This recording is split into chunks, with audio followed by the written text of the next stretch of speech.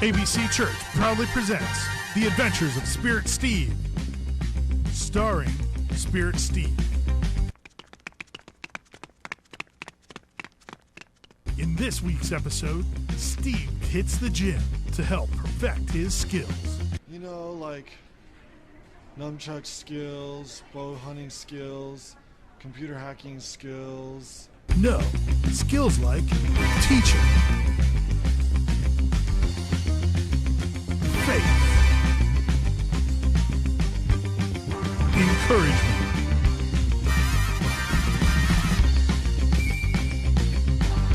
and giving. Stay tuned for another exciting episode of Spirit Steve as he shares God's power given to God's people for God's purposes.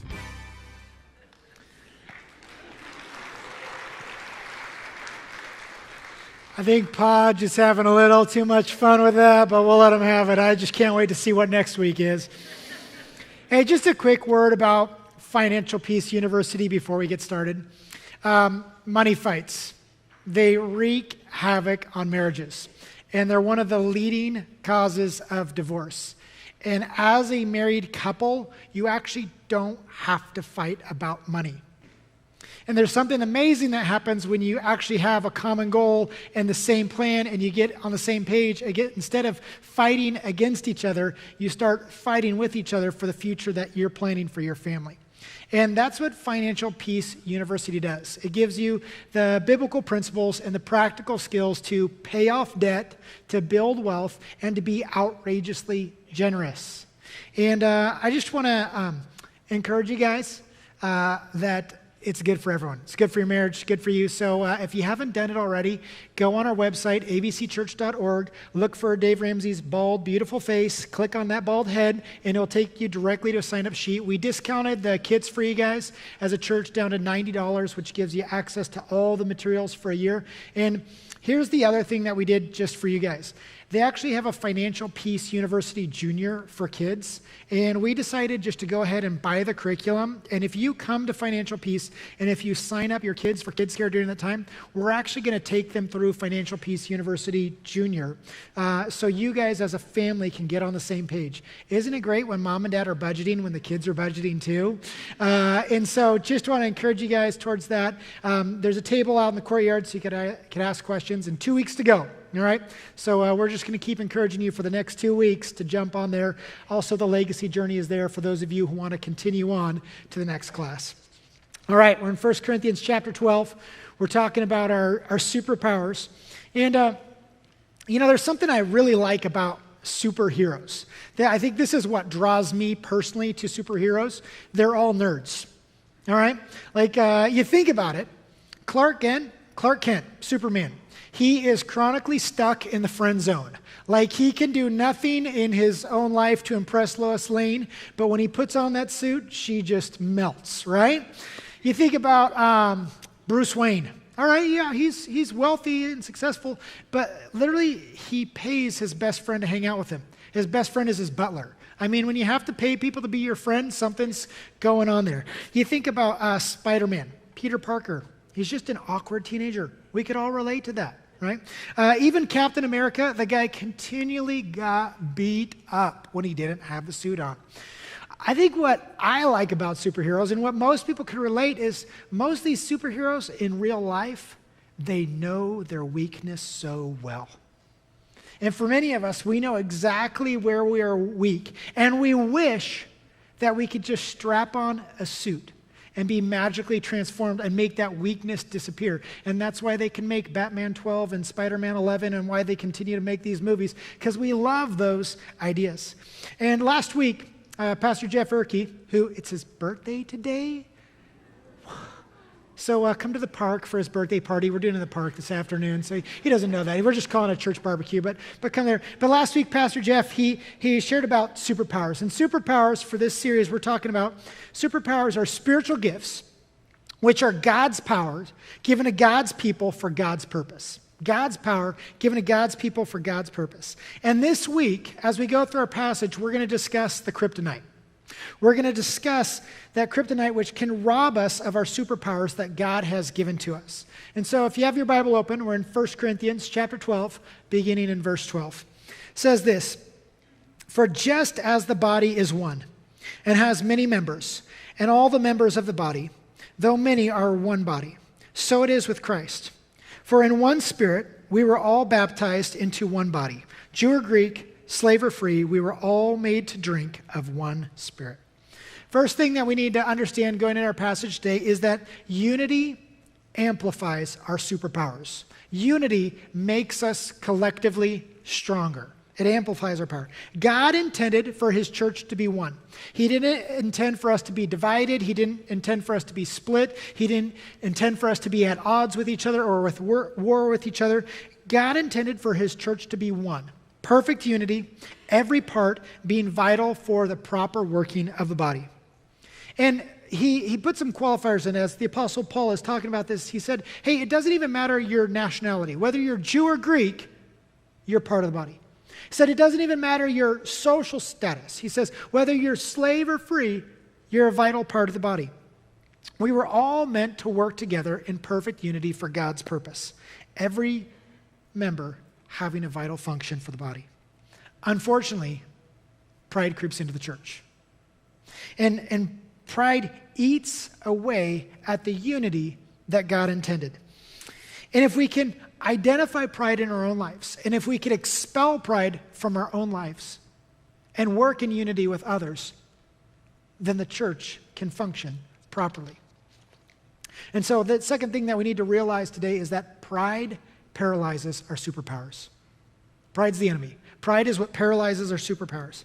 Now, believe it or not, I have a nerdy side. I know you see these thick glasses and you just think that I'm the cool kid, but there's a nerdy side to me. And one of my favorite hobbies, like my relaxing thing that I do, this is I'm just going to be a little open here. I love to read business books.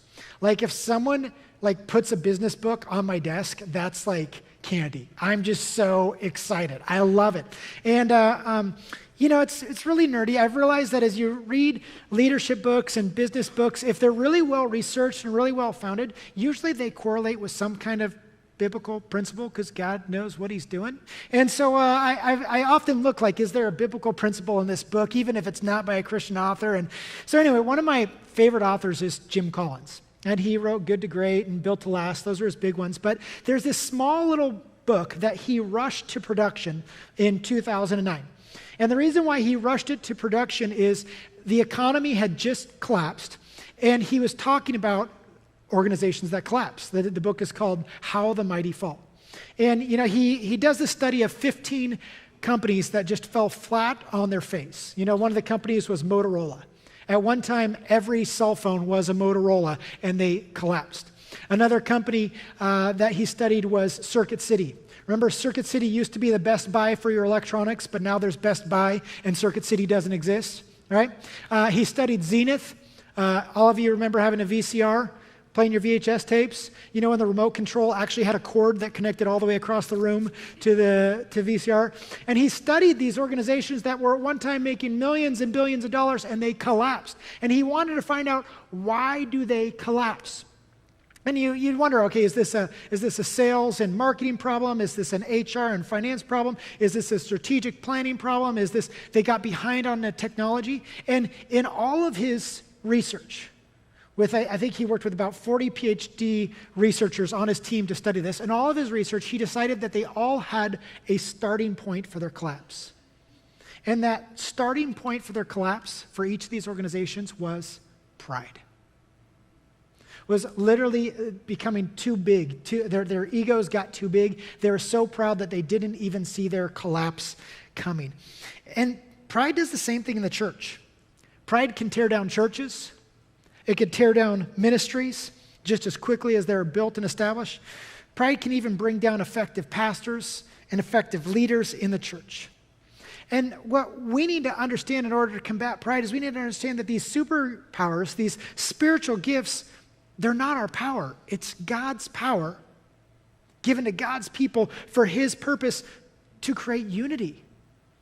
And as soon as we allow pride to creep in and rust and corrode at that unity, we're headed for destruction.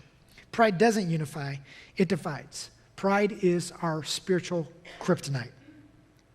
So in our passage today, the Apostle Paul wrote it so we could actually see 4 things that pride says. There's 4 things that you and I actually say to ourselves, or we say out loud at times, and these are indications that pride is creeping into our life or creeping into our area of ministry. And he begins in verse 14. He says, "The body does not consist of one member, but of many.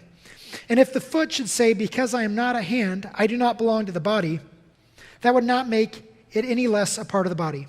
And if the ear should say, 'Because I am not an eye, I do not belong to the body,' that would not make it any less a part of the body.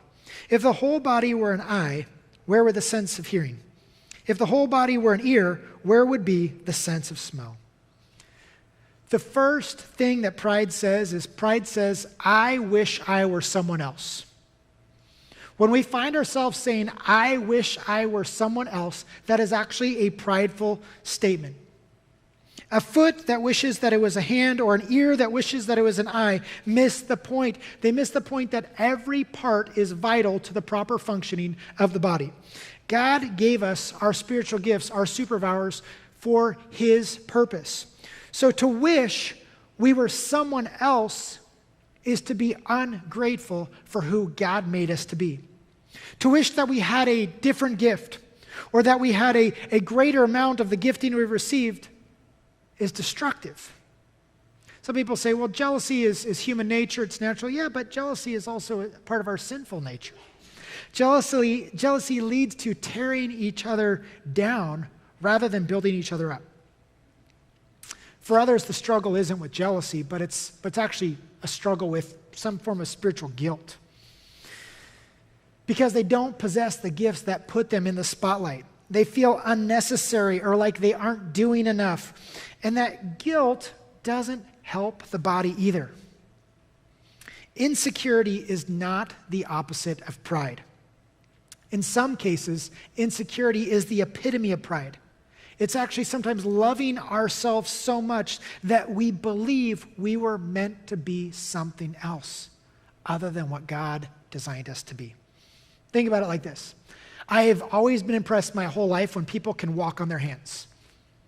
I just think that's amazing. Like, if you can walk on your hands, that means that you're strong and it means you're coordinated. I don't feel like I'm either of those things, okay? And so when I see someone walking on their hands, whether it's at a circus or just in the supermarket, I stop and watch. I'm impressed. All right. Now, if you can walk on your hands in the swimming pool, I'm not as impressed, okay? But anyway, so it would be ridiculous for someone to walk around on their hands all the time. Like if we dismissed today and people just started walking on their hands to their car, or you saw someone going to the grocery store to pick up some milk and eggs and they're walking on their hands, that would be ridiculous, right? Because first of all, if you spent your whole day walking on your hands, you would have way too much blood rushing to your head. You would probably eventually pass out, and your whole body would be exhausted because all your strength is going to holding yourself up upside down. Am I right? All right. If God has given you the spiritual gift of hands, did He make you to walk? No. God intended for you to hold something. God intended for you to carry something. God intended for you to build something, and God intended you to make something, if that's what God designed you to be. When we exercise gifts that God has not given us, and we force it, like someone walking around all day on their hands, we exhaust the entire church body because we're out of place, and when we're out of place, we push other people out of their proper place. Each part must be willing to perform the function it was given, not seeking to function in a role that it was not made for. The logic of verse 17 is pretty compelling. Nobody can function as all eye or all ear or all nose. For the church to function properly, it must have a diversity of gifts. So we should not waste our time wishing that we were someone else, or even worse, trying to be something that we obviously were not created to be. That's not what God intended. He goes on and he gives the second thing that pride says. The second thing that pride says in verse 18 says, "But as it is, God arranged the members of the body, each one of them as He chose. If all were a single member, where would the body be? As it is, there are many parts, yet one body. The eye cannot say to the hand, I have no need of you, nor can the head to the feet, I have no need of you. The second thing that pride says is, I don't need you. There's no room to say that in the church body, that I don't need you. Now, I'm pretty sure there's been an instance where we've all said that. Can any of you remember teaching your 5-year-olds and 6-year-olds how to do chores around the house? Like, I don't know, when you teach a 5-year-old or 6-year-old how to do chores, it's like they vacuum the floor, but somehow the floor is dirtier when they're done. Or you ask them to like clean the counter, and the counter turns into the tsunami of water, and you're wondering, how did it get so wet in here? I'll never forget, like, thinking around the age of 5 or 6 that my boys were ready to wash cars. All right. Now, we were living in Uganda, and so in about 5 seconds of driving, the car is covered in red clay that just sticks to the car. And you're trying to wash the car with a shortage of water, because either your house collects rain water in the gutters, and that's the only water that you have for the whole house for cooking, cleaning, and everything, or you've got a little tiny well that the pump might be working or might not be working on that day. And so I'm trying to teach 5-year-old and 6-year-old boys how to wash a car with caked red clay and a shortage of water. Is this going to turn out all right? No. There are a lot of tears, and sometimes the boys cried too. Okay, and so It was a struggle, and sometimes I'm just like, why am I wasting my time trying to teach 5-year-old boys how to wash the car? It would be very easy to say, guys, go inside, watch cartoons. I don't need you. But you know what? They're 13 and 14 now. And last weekend, I pulled the cars in the driveway. I put the bucket out, and I said, hey guys, wash the cars. And I didn't go outside. And the cars looked amazing. I'm never going out again. They're never going to leave us now. But anyway, there's no way that we could tell other parts of the body, I don't need you. Even if someone is a young believer or they're spiritually mature and their gifts have not developed, we can't say, I don't need you, but rather we need to teach them how to exercise their gifts. When we don't allow others to serve, or when we don't allow new people into our area of service, or when we don't let others grow and try and develop their gifts, we stunt the growth of the church. We keep the church from multiplying. You know what? The church has been around for 2,000 years, and here's one thing that's true about every church member for the last 2,000 years. There's a 100% mortality rate. We're all going to die. And the next generation is going to have to take over. Better to teach them while they're young and give them years and years and years of service than saying, you're too young, I don't need you. Here's another problem with pride that says, I don't need you. When leaders like people that are gifted just like them, when leaders actually only appreciate people who have the same spiritual gifts that we do, and diversity gets thrown out the window. Unity without diversity leads to uniformity. And our goal is unity, not uniformity. Unity is diverse members supporting each other, helping each other, serving each other. Uniformity expels diversity. Everyone looks the same, everyone talks the same, everyone acts the same, and eventually this leads to competition in the church. Battles over who gets to lead and who gets to serve, and attempts to remove members from the body because they're unnecessary because we all look the same. Uniformity ultimately leads to the death of the church. Let me say that again. Uniformity ultimately leads to the death of the church. We need diversity. We need people with a wide variety of gifts. Oftentimes, when a church lacks diversity, it could be a sign that they're moving towards conformity rooted in legalism. That's the death of the church. God's purpose and God's plan is for there to be diversity. God organized the body the way that He wants it to be. When we treat people like they're unnecessary, that they're not needed, that they're irrelevant, that they're unwanted, that's directly opposed to God's plan for the body. Honestly, no one can have all the spiritual gifts, not even a pastor. Okay, going to get a little vulnerable with you guys. This is like the only thing that people remember from last service. Hopefully you remember more than that. Do better, 11, okay? So there's a spiritual gifts test online. And Jeff Erkey found it, and he put it up online. The women's ministry has been going through that, and he linked it to last week's sermon. So if you haven't done that, go to the spiritual gifts test, take it. I took it this last week. I thought, why not? I always say, maybe I'll find out that I really shouldn't be teaching this week. Someone else could do it, all right? And so I went online and I took the test, and it's one of those tests where like they say, hey, you've got 20% of this gift and 40% of that gift and 70% of that gift and 90% of that gift, and they say, focus on your top 3 is what they tell you. Well, I took the gift test, and I'm looking through it, and all of a sudden it hits me. It's like, whoa, I got a 0 on a category. Like, literally, there are 20 questions for each gift about, and so if you get one question right, you got a 5%. There was a gift that I got a 0 on. I was like, are you kidding me? Bible college, seminary, I can't even get a little of that? I got 0 on compassion and mercy. Now you feel really bad for my kids. Literally, when they get injured, my first thought is, oh, great, who's going to clean it up and how much is this going to cost? Like, I I feel really bad, but it's totally true. I mean, the test got me. I was like, geez. I saw that and I was like, thank God I work with Candy Nordquist in the care ministry, because literally this church would not care for a single person if I was running that ministry by myself. Really made me grateful for all the compassionate, merciful people in this congregation and showed me how much I need them. But here's the thing. Most of you are completely aware of the gift that you have 0% on. Whenever I hear messages on spiritual gifts and whenever people talk about spiritual gifts, people always come up afterwards and say, oh, I can never speak on stage. I don't have the gift of teaching at all. Oh, I could never be a pastor. I mean, church would be great if there weren't people. People are well aware of what their gift is not. But friends, God has given you a gift. Are you equally as aware of the gift that you have been given? And are you ready to use it?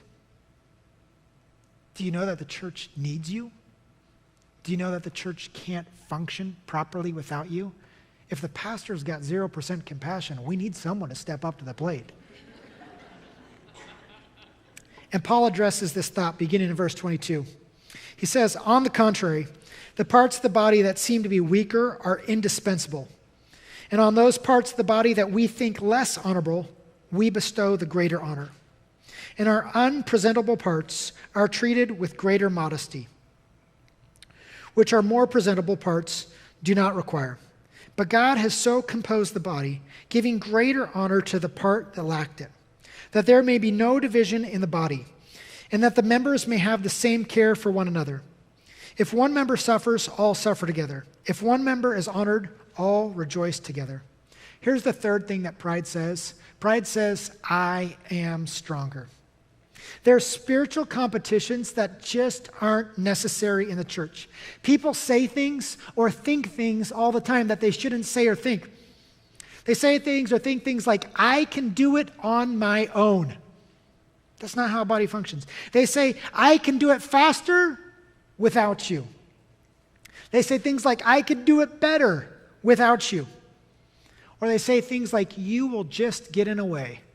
Sounds like a dad trying to do chores with a 5-year-old, right? Those things shouldn't be said.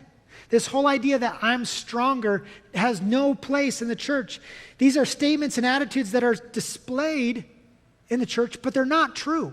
They're not true because everyone does have a gift. Everyone does have a purpose. We weren't meant to do church by ourselves. The organs of the human body need each other, and they make each other stronger. Competition has no place in the church. Rather, we need to complement each other, serve each other, and build each other up. If you believe that you are stronger than another person, what's preventing you from making them stronger? Think about a gym. When you go around to a gym, what do we call the people in the gym that are the strongest and the most fit? Usually they are the trainers. And we pay them money to make us stronger and fitter. A personal trainer doesn't sit there flexing in the mirror all day saying, I'm better than you, I'm better than you. That's probably not a very effective trainer. A good trainer says, here's how I built muscle, here's how I got in shape, here's how I got fit. If you're stronger, truly, then you should be making other people stronger. So if you're not, what's the problem? Is your pride threatened? Or are you worrying that someone's going to take your place? If the church is growing as it should never be a problem for more gifted people to rise up. If you're worried about someone taking your place, you actually have a limiting mindset. If you're worried that someone will place you, your limiting mindset is saying, you're saying that the church is as big as it should be, no one new should be added, so no one new is necessary to serve.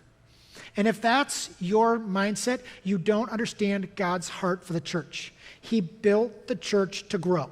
He built the church to reach the world. He built the church to last until his son, Jesus Christ, returns. And so if we are to be an effective church, we must continually be growing. We must be continually expanding. We must be continually raising up new leaders and replacing ourselves, because one day we're going to die.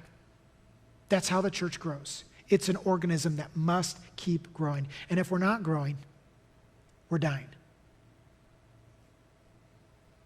And usually, if a church is dying, it's because that pride that says, I don't need you. We don't need you. You're not welcome here. If you're stronger, truly stronger, you should be making someone else stronger. The body must keep growing. Verse 27, he says, now you are the body of Christ and individual members of it. And God has appointed in the church first apostles, second prophets, third teachers, then miracles. And then the gift of healing, helping, administrating, and various kinds of tongues. Are all apostles? Are all prophets? Are all teachers? Do all work miracles? Do all possess gifts of healing? Do all speak with tongues? Do all interpret? But earnestly desire the higher gifts, and I will show you a still more excellent way. The fourth thing that pride says is I'm greater. I'm greater. I'm better than you.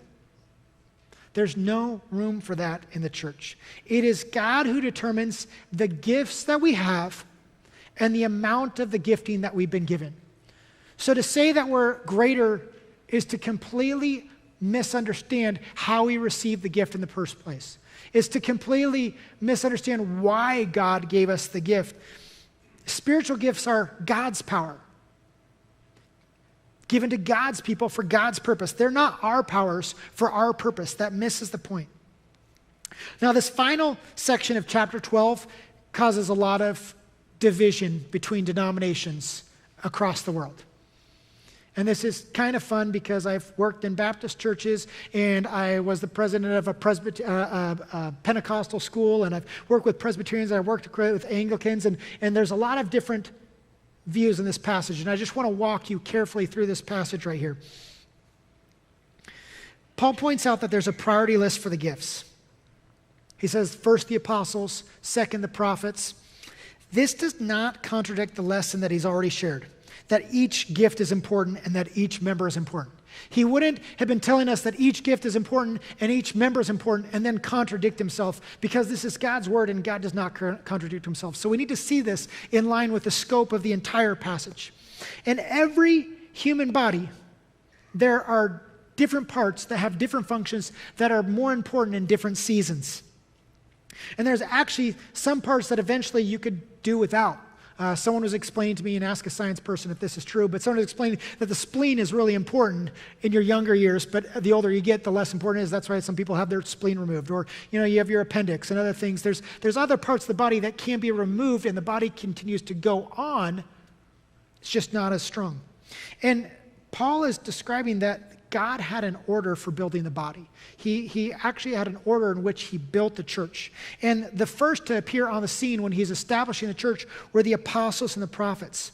And they're first on the scene not because they're better or greater or stronger, but it's because they had a foundational ministry. And Paul wrote about this in another place in Ephesians chapter 2, verses 19 and 20. He says, so then you are no longer aliens or strangers and aliens, but you are fellow citizens of the saints and members of God's household, built on the foundation of the apostles and prophets, Christ himself being the cornerstone.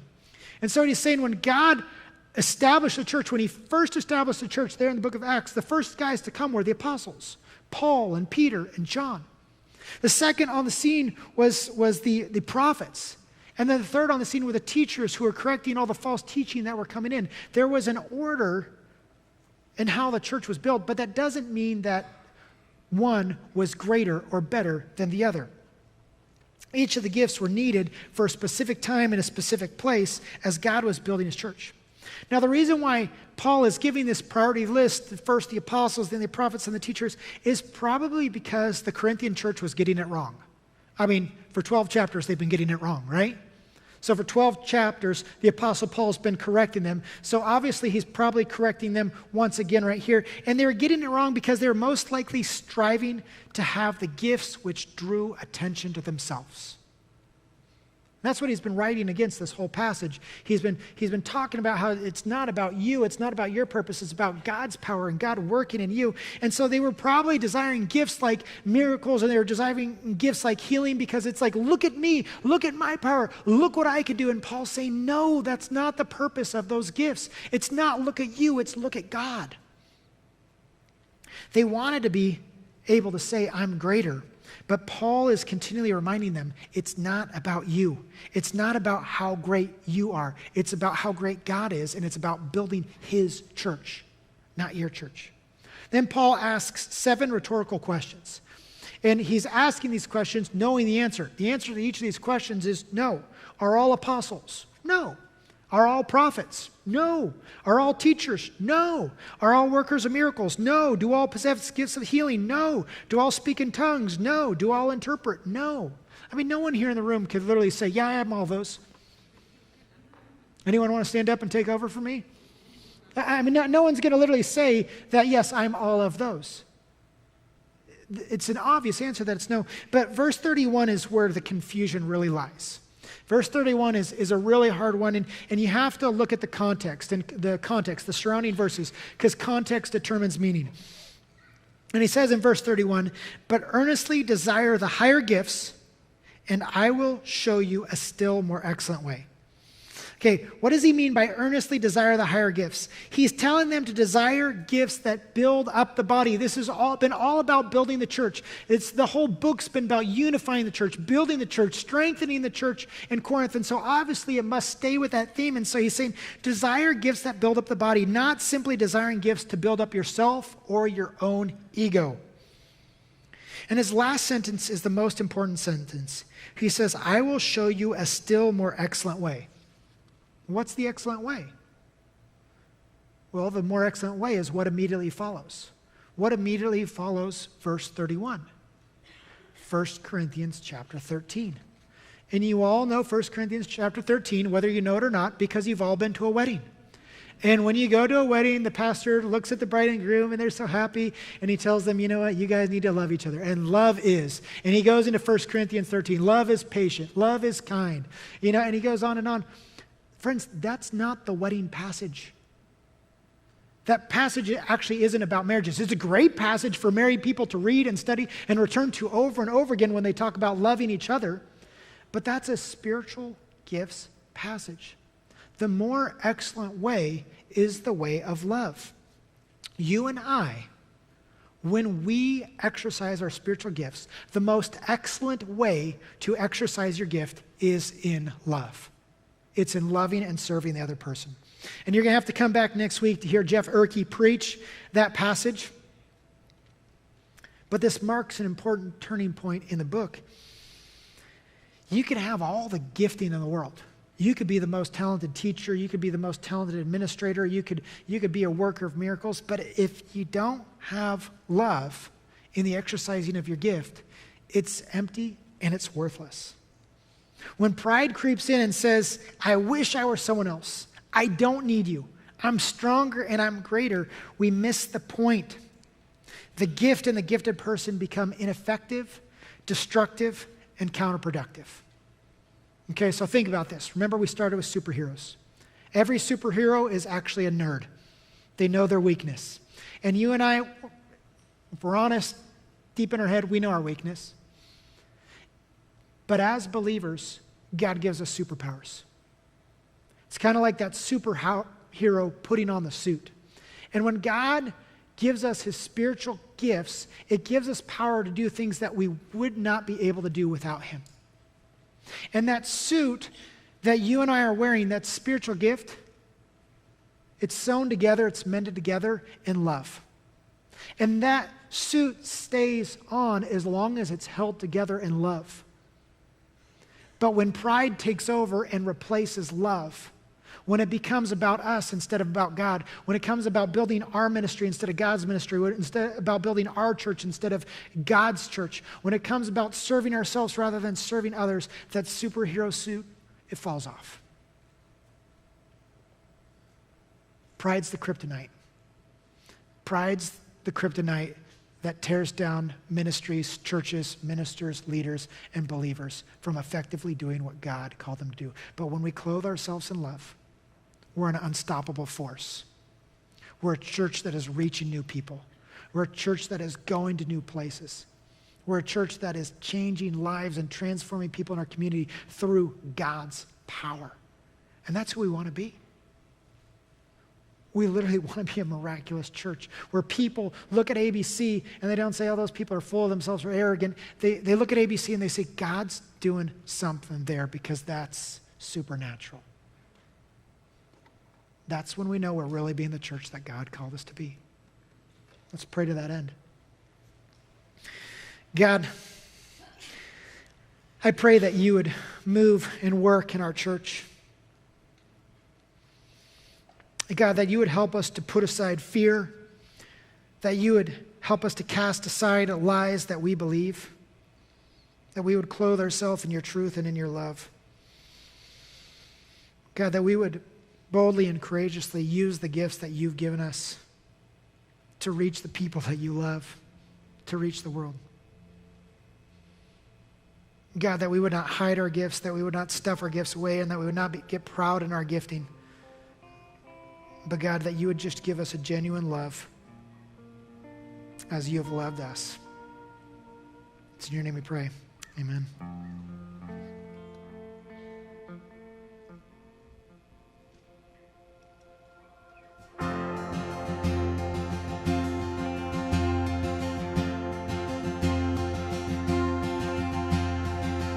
Who am I that the highest King would welcome me?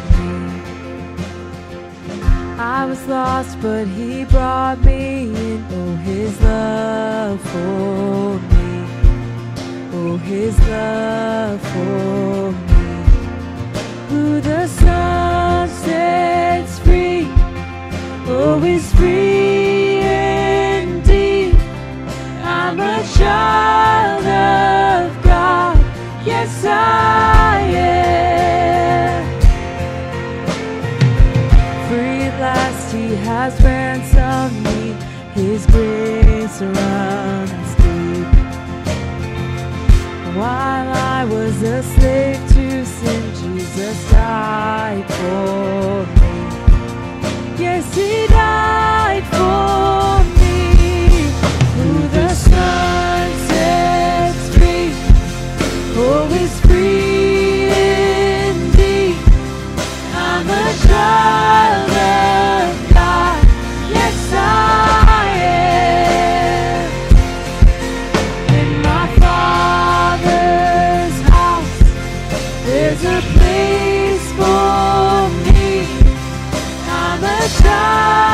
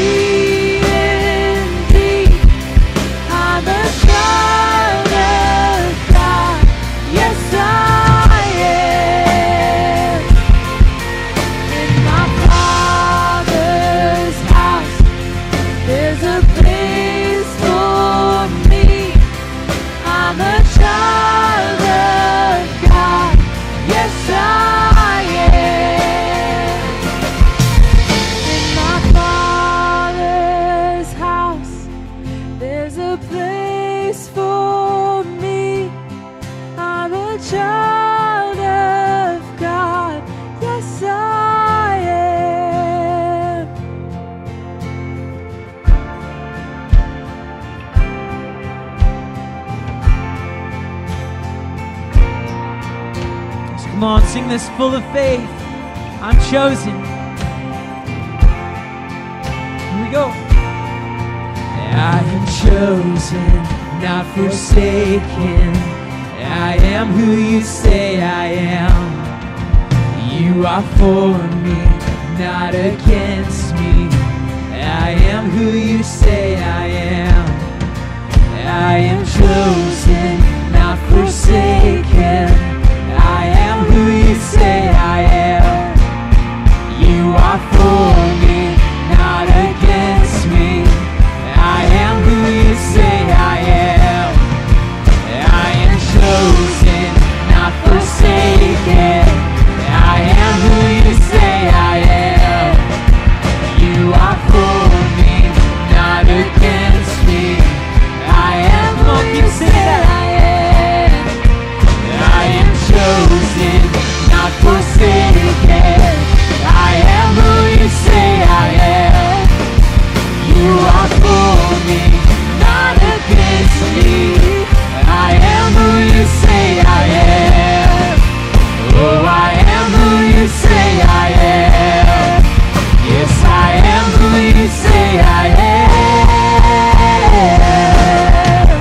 Who the sun sets free, always free indeed. I'm a child of God.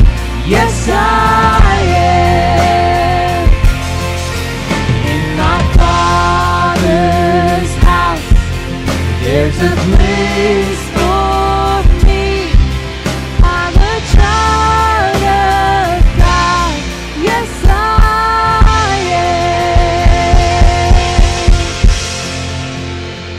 am. So, if you're a believer in this room today, you've got a superpower.